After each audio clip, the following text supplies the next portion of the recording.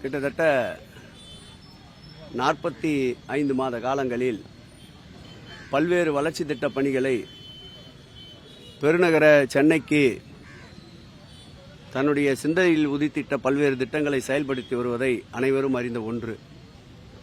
அந்த வகையிலே ஏரிகளை புனரமைத்து அந்த ஏரிகளை அழகுபடுத்தி அது காலையிலே உடற்பயிற்சிக்கு ஏற்ற வகையில் அமைத்து தருவதும், அதேபோல் பொழுதுபோக்கிற்காக அந்த இடங்களை பூங்காக்களைப் போல் வடிவமைத்து தருவதும், படிக்கின்ற குழந்தைகளுக்கும் கல்லூரியில் படிக்கின்ற மாணவ மாணவிகளுக்கும் ஏற்ற வகையில் அந்த பூங்காக்களில் இருக்கைகள் ஏற்படுத்தி மின்விளக்கு வசதியோடு கட்டமைப்பு தருகின்ற பணிகளை மாண்புமிகு தமிழக முதல்வர்கள் மேற்கொண்டதின் பயனாக கிட்டத்தட்ட 13 ஏரிகளை சென்னை பெருநகர வளர்ச்சி குழுமம் பணிகளை எடுத்துக்கொண்டு தற்போது அந்த பணிகள் நடைபெற்று வருகின்றன. இந்த 13 ஏரிகளுக்குண்டான தொகை 250 கோடி ரூபாய் செலவில் இந்த பணிகள் மேற்கொள்ளப்பட்டு வருகின்றன.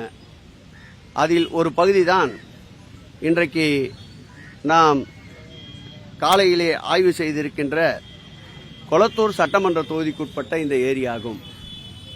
இந்த ஏரியை அழகுபடுத்தி பெருமழை வெள்ள காலங்களில் அந்த ஏரிக்கு வருகின்ற தண்ணீரின் கொள்ளளவு அதிகரிக்கின்ற பொழுது அதை ரெட்டில்ஸ் பகுதி வாயிலாக தணிகாச்சலம் டிரைனுக்கு கொண்டு செல்வதற்கு வடிகால்களை வடிவமைப்பது குறித்து இன்றைக்கு களத்திலே பெருநகரத்துடைய நம்முடைய வீட்டு வசதி வளர்ச்சித்துறையினுடைய செயலாளர் அன்பிற்கினிய காகர்லா உஷா அவர்களும், மாவட்ட ஆட்சித்தலைவர் அவர்களும், இந்த தொகுதியினுடைய கண்காணிப்பு அலுவலர் அன்பிற்கினிய கணேசன் அவர்களும், எங்கள் துறையுடைய சிஇஓ போன்றவர்களும், பெருநகரத்துடைய மேயர் அவர்களும் இன்றைக்கு கள ஆய்வு செய்திருக்கின்றோம்.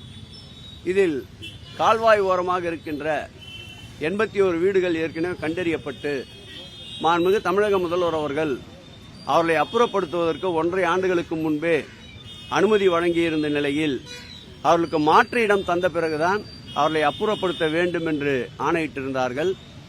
அந்த வகையிலே அவர்களுக்கு எந்தவித கட்டணமும் இல்லாமல் மாற்று இடத்தை மூலகோத்திரம் பகுதியிலே ஒதுக்கீடு செய்து ராமதாஸ் நகர் பகுதியிலே அவர்களை அந்த இடத்திலிருந்து மறு குடியமர்வு செய்த பிறகு இந்த பகுதியையும் சுமார் 2 ஏக்கர் நிலப்பரப்புள்ள இந்த பகுதியையும் நடைபாதை, அதேபோல் பூங்கா போன்றவற்றை அமைத்து தண்ணீர் வழிகின்ற நீர்வழி தடத்தை ஏற்படுத்தி நிரந்தரமாக இந்த பகுதியிலே வெள்ளம் ஏற்படுகின்ற பொழுது ஒரு பாதுகாப்பான சூழ்நிலை உருவாவதற்கு திட்டமிட்டிருக்கின்றோம். அந்த வகையில் இன்றைக்கு கள ஆய்வினை மேற்கொண்டிருக்கின்றோம். இந்த பணிகள் அனைத்தும் ஒரு 6 மாதத்திற்குள் திட்டமிட்டு முடிப்பதற்குண்டான பணிகளை நடவடிக்கைகளை மேற்கொள்வோம். கழிவுநீர் கலக்கின்ற சூழ்நிலையில் இருக்கின்ற குளங்களுக்கு எஸ்இபி ஏற்படுத்தப்படுகின்றன. அதாவது கழிவுநீர் சுத்திகரிப்பு நிலையங்கள் தேவைப்படுகின்ற ஏரிகளிடத்தில் அந்த கட்டமைப்பை உருவாக்கி வருகின்றோம். உதாரணத்திற்கு ஆலந்தூர் ஏரியை கடந்த 2 மாதங்களுக்கு முன்பு நானும் எங்கள் துறையினுடைய செயலாளரும் அந்த இடத்திற்கு சென்று ஆய்வு செய்தோம்.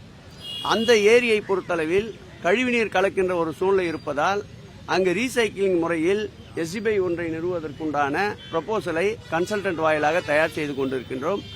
எல்லா வகையிலேயும் ஒரு ஏரியை உருவாக்குகின்ற பொழுது அந்த ஏரி மக்களுடைய பயன்பாட்டிற்கும் பெருமழை வெள்ளத்தின் போது பயன்படுகின்ற ஒரு சூழலை ஏற்படுத்துவதற்கும் உண்டான கட்டமைப்பை உருவாக்குவதுதான் சென்னை பெருநகர வளர்ச்சி குழுமத்துடைய நோக்கம். அந்த வகையில் இந்த ஏரிகள் நாங்கள் முழுவதுமாக புனரமைத்த பிறகு கழிவுநீர் இதில் கலக்காத வண்ணம் எடுக்கப்படுகின்ற அனைத்து முன்னெச்சரிக்கை நடவடிக்கைகளையும் மேற்கொள்வோம். 13 ஏரிகளில் கிட்டத்தட்ட 9 ஏரிகளுடைய பணிகள் மேற்கொள்ளப்பட்டு நடந்து வருகின்றன. ஒரு குறிப்பிட்ட இந்த ஆலந்தூர் போன்ற ஏரிகளில் மறுகட்டமைப்பு, வருகின்ற கழிவுநீரை மறுசுழற்சி முறையில் செய்வதற்குண்டான இடத்தேர்வு நடந்து கொண்டிருக்கின்றன. இந்த 13 ஏரிகளும் முடிந்த அளவிற்கு டிசம்பர் மாத இறுதிக்குள் ஒன்று பணிகள் நிறைவுற்றிருக்கும் அல்லது பணிகள் தொடர்ந்து நடைபெற்றுக் கொண்டிருக்கும். அந்த வகையில்தான் திட்டமிடலை செய்து கொண்டிருக்கின்றோம்.